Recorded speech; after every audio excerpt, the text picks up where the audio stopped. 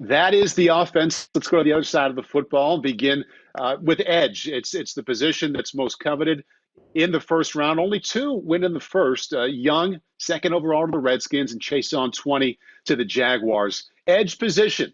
Who's your favorite one? Yeah, well, those two first rounders, I mean, they're hard not to love, as we both know. I mean, they're Greek gods. They're like physical freaks of I mean, they're unreal. So I do love them. But okay, Terrell Lewis in round three from Alabama, who How went to about the that? Los Angeles Rams. Yeah, and again, Terrell Lewis, his grade is a first round grade from just about anybody I've talked to through this process. He's got an injury history, so there's some Yep. risk there. Hurt his knee 2 years in a row, but man, would it shock me if 3 years from now we're going, this is Jonathan Abraham from the Jets and the Atlanta Falcons, that type of player? I love him as a potential superstar. I mean, I think at the very worst, he's going to be a really good football player.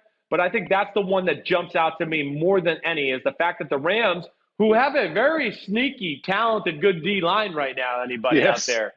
I mean, Yeah. holy crap. Holy crap.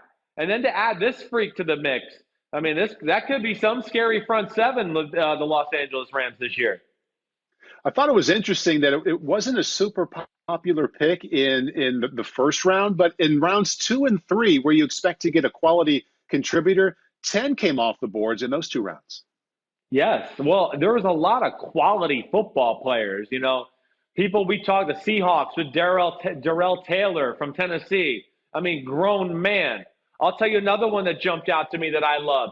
Pick 15 of the second round, Marlon Davidson, the Mm, 305-pound defensive end from Auburn, where I think he'll really end up moving in and being like an interior pass or interior defensive tackle type, but also has that type of ability out there. Man, I love that. And then the Jets and Joe freaking Douglas getting Jabari Zuninga, who was one of yeah. my favorites in the third round, Paul. I think these are guys that have a chance to be, yeah, they were middle round picks or whatever, but they have superstar potential. And I'm excited to see if they can, reach that potential. Another tease there, Chris, because I don't know what your top five looks like, but Joe Douglas and the Jets are going to have a home there in my one through five as we get closer to the end of our show here.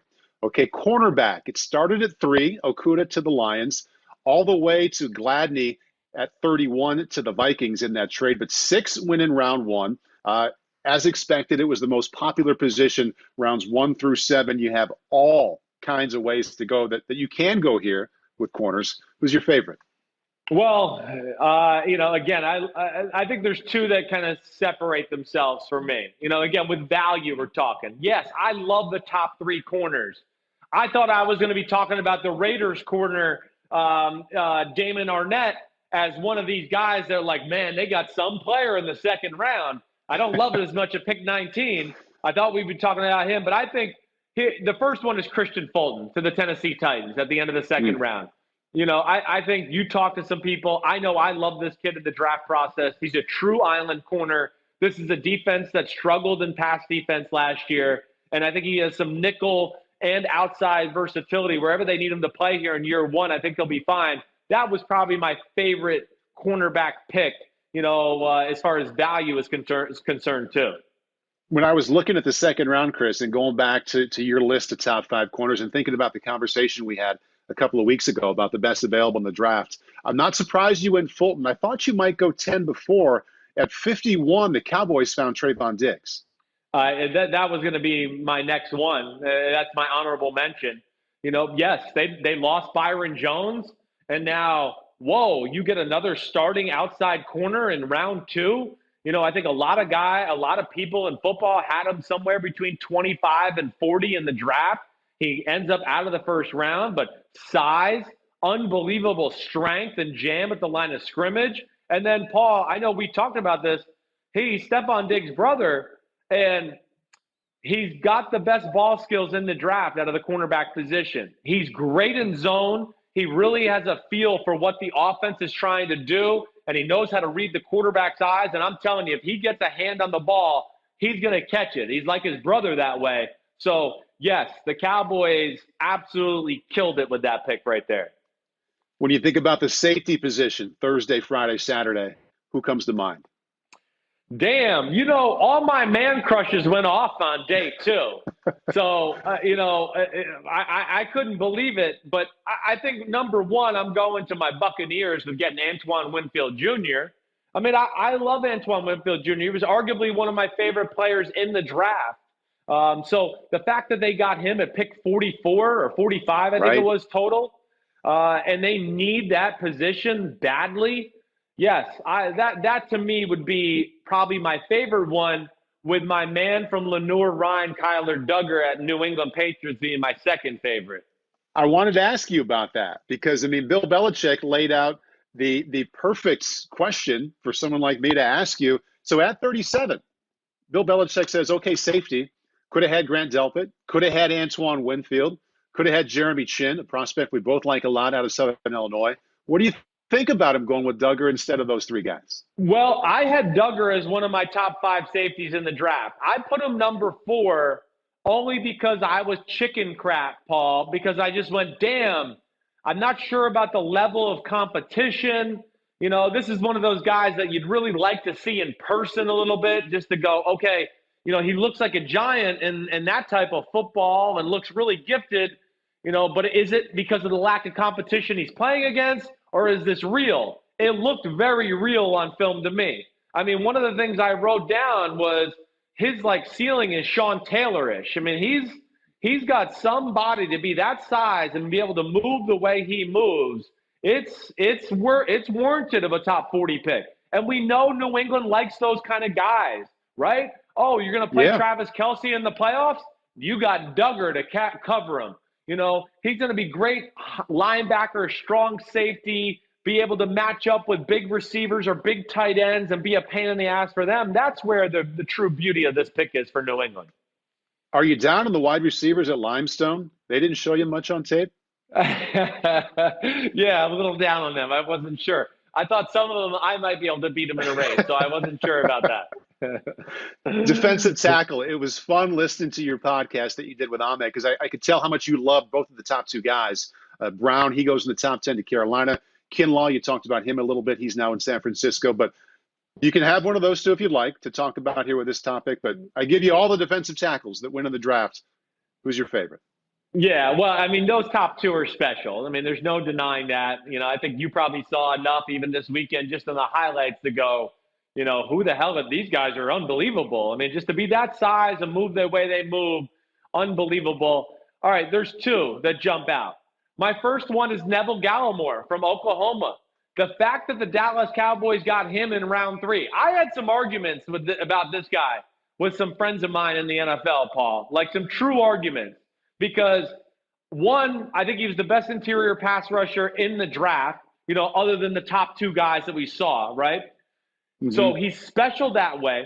And I know I had some defensive coach friends and people they really docked him because, what I would say was more scheme-related stuff from Oklahoma rather than evaluating the player. Oklahoma loves to do stunts and slants and, hey, you're in this gap, but we want you to run full speed 2 gaps over and be the one that stops that gap. Well, that's nice, but, people are, when you're running over there, are blocking down or pulling or pushing you, and you can't always just stop in the gap with a 310-pound guy on your back as you've ran there full speed.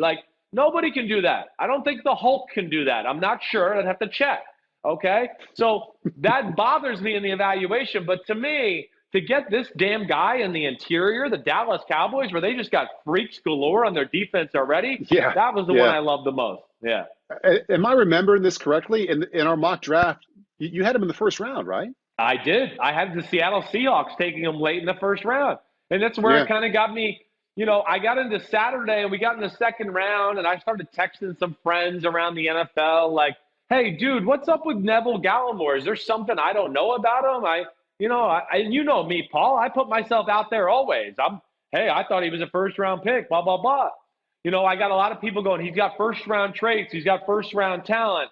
And then I kind of got into the defensive coach I texted with a lot who was a little bit like, he's not great at gap integrity and keeping his gap. And that's where I kind of got in that text message feud there. But We'll see. Only time will tell whether I'll be right or nameless defensive coach will be right. And we'll find out if this feeling that I have that the Cowboys had great value in rounds 1, 2, and 3 with positions they needed and where they found guys as opposed to where we had them ranked. I'm anxious to see if it plays out the next few years the way I think it is. And that's like Yeah, the Cowboys had a pretty good draft. We definitely. have one position left, one left, linebacker. I told you on Friday how much I love Patrick Queen going to the Ravens late in the first. So you can have any one of these guys as the one who comes to mind first, who counts as your favorite. What's the name? I'm going to go with a first rounder here, and I love your Patrick Queen. I'm with you. I just want this to get little more love. And I love the Kenneth Murray pick by the Los Angeles Chargers.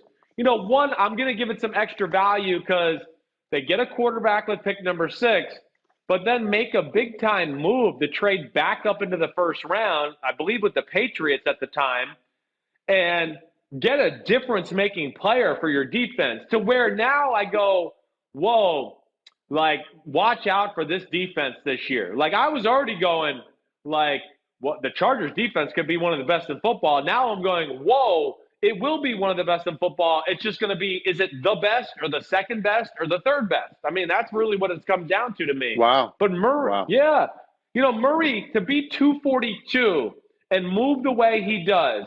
And the biggest thing to me, Paul, and I'm always scared of Big 12 linebackers because it's a 7-on-7 conference.